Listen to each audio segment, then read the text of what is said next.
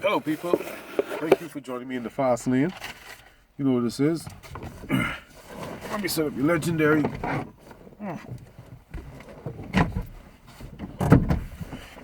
teacher Jay Mack. I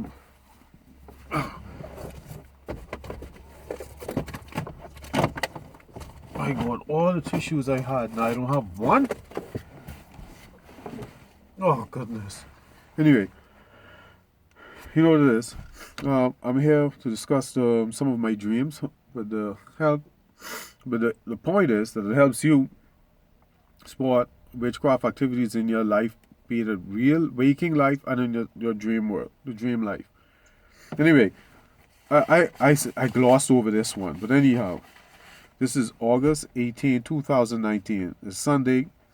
I think this is when I started doing the full 24-hour fast, because I used to fast 12 hours on Sundays. And I changed it to 24 because the dreams were getting wild. So the minister says that when the dreams are getting wild, that means you being free from the curse and the beast is trying to get back. So I said, well, if a half day fast, uppercutting them, I doing a full day. So anyway, this is the 18th. Another dream I had on the 18th, because I think I recorded it. Anyway, now, a friend of mine from school came to me and he offered me an energy drink. I told him no, because remember, Minister Ewing said don't eat or drink in a dream. Now, when he showed me the energy drink, I said no thanks because it had too much alcohol. And the alcohol content was printed on it, and that's how I know it had too much. Plus, I don't drink, so I told him no. So he showed me the can. He showed me the can. It was a silver can.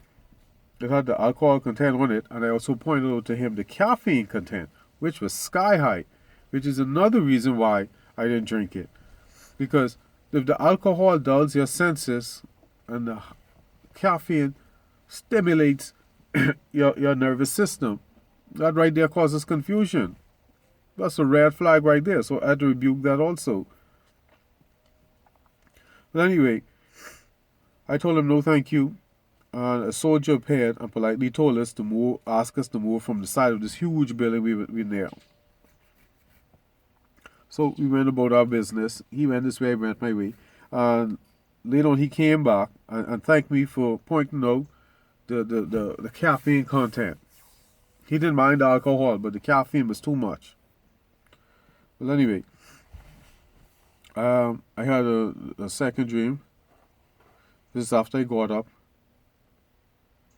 I'd gotten up from this dream, and I was trying to remember it. And I felt somebody rubbing the bed. Now, I didn't know if this was a dream or not. But I don't know if I fell asleep. But I remember this distinctly. But at first, I thought I was rubbing my feet. But I wasn't, because there's no way I could have rubbed my feet side by side. The way this person was doing it is soft and gentle. And then the hand started like tapping on the bed. You know, like when you're trying to put a child to sleep. And that's what woke me up. And I rebuked that evil spirit. Now, I had another dream, and I had forgotten it. Now, I don't know, I can't remember if I was trying to wake up or not, but I was being held down by the small of my back. But even though I couldn't move, the force was gentle. And I guess since it was gentle, I didn't fight it.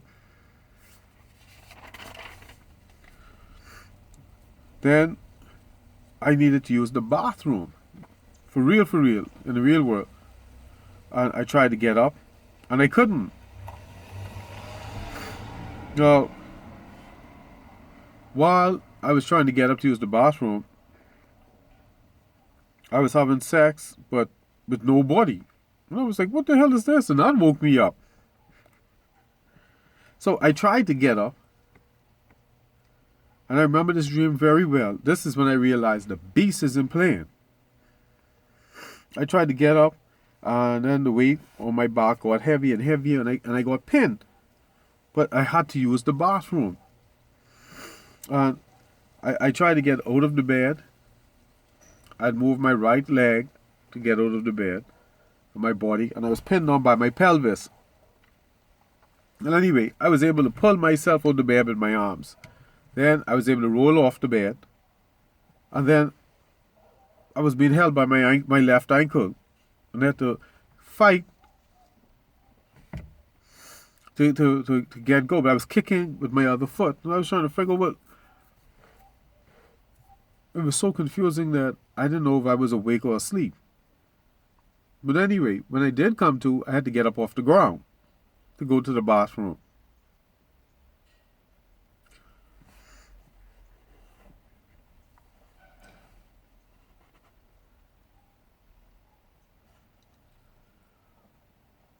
Yeah, alright, that's it.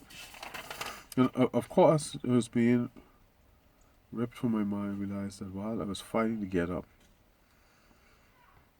Also, I didn't realize until after I used the bathroom and I was washing my hands that the dream I was having was pulled from my head. The dream was being ripped from my mind. And I realized that happened while I was fighting to get up. I knew I had a dream, but when I rolled out of bed, I saw the dream pulled away from me. But I had to use the bathroom. That's right. Of course, I had to rebuke that and go on a fast. And you know what it is. Before you go on a fast, consult with your physician. It went from heavy-handedness. This is where I have like beware of that. The beast will switch tactics. Like before, I used to be held down heavily, but this time it was gentle. Then the person rubbing on my bed. Before, the person was being gentle. It was tapping on the bed like it's trying to put a baby to sleep. And I realized it was me that was being put to sleep. So I realized the beast playing rough. Now, I had another dream when I went back to sleep that someone was walking on my bed with very small feet. Excuse me. It had to be been a child because the weight of the movement could be no more than someone 30 pounds. So it had to have been a child 3-4 years old. But of course there was no child. Because I'm like, who's walking on my bed? Because the steps were so light. And then that's when I realized the beast changed tactics. The beast will change tactics, people. Because I thought nothing of it. As opposed to the other times when it felt like a horse, a cow, or bull was walking on my bed. They changed tactics to the gentle rub, the tapping, gentle tapping, the little small feet with light steps walking on my bed. It didn't alarm me. And that is what scared me more than anything. The beast isn't going to alarm me anymore. It was trying to give me a false sense of security. But I know about these tactics, so. Ladies and gentlemen, you're going to have to be a huge fan of the poetry of war to learn tactics and strategy. I'm a huge fan of the poetry of war, so I understood what the beast was doing. I'm going to give you a list of books that you're going to have to read. You don't have to, but of course, you got to start out with the big man, Sun Tzu. Get the James Clavell version. It's in the description. The link is in the description. Miyamoto Musashi and Sun Tzu's grandson, Sun Bin. Anyway, that's that. Let's see what else. 18.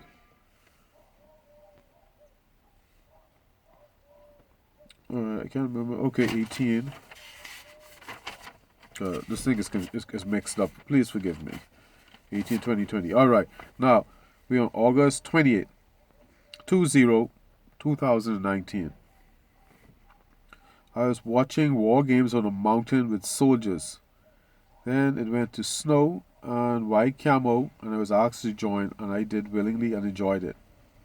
I don't know if that was a good thing or not, but there was a huge ship with Eastern Europeans, and it got deadly. We had to navigate to the bottom of the ship without getting shot. My mother was on the ship with me, and I had to get her off. As I went low into the ship, I saw people from my childhood. That is what alerted me to the fact that I'm in the dream. That's what I said. It made me aware and lucid. Everyone was wearing red as I went further down the ship. Everyone was wearing red at the onset. As I went further down the ship, everyone was wearing black. And I noticed that the Europeans looked like people I know, but they were not friendly. I called one of them that I know and he walked past me, and I knew I was in hostile territory. So I got my gun out and began shooting everyone in black. I remember this dream clearly. At the bottom of a ship was a door to the outside, and black-clad soldiers were walking in, and I had to stop them and get to the door. A main soldier, yeah, this dude was big. I think he was like 6 feet tall, and was like 4 feet across. Nothing but solid muscle. A main soldier who I know him. I recognize the face. Didn't look. The face was like I said, Eastern European, but I knew him, even though I couldn't recognize the face. But I know him. He dropped a huge bag and reached for his gun. I didn't want to shoot him because I know him, but he was intent, so I shot him, but my gun was empty. He smiled and went to shoot me, and he was empty. So we had to fight like men. I got up and I rebuked the dream. This dream is a serious dream. But the good thing for me was the boat wasn't at sea. The war games, all the elements in this, like watching the war games, being asked to join, and enjoying it. I don't know if that was a good thing or a bad thing, but I was asked to join the fight. Everything was fun and games, hee ha, until it got serious when it got bent on that warship. And if you know anything about ships there to beware, the water, marine spirits. Well, anyway, I rebuked this dream, and thank God for any good in it, because the fighting turned out to be good. The fact that I shot all those people and beat this guy up, even though he could have beaten me, he's supposed to beat me, I was able to beat him. And what's the other one? No, that was in the morning. This is 10:45 on the 20th of August 2019. I think I was about to catch a nap, and I heard someone call my name. Excuse me. And like Minister Ewan says, when you hear people calling your name, that means they are, especially when you're about to go to sleep, that someone is at the altar calling your name. So I got up and I began rebuking them. I rebuked them. I rebuked whatever they calling my name for, whatever the intent was.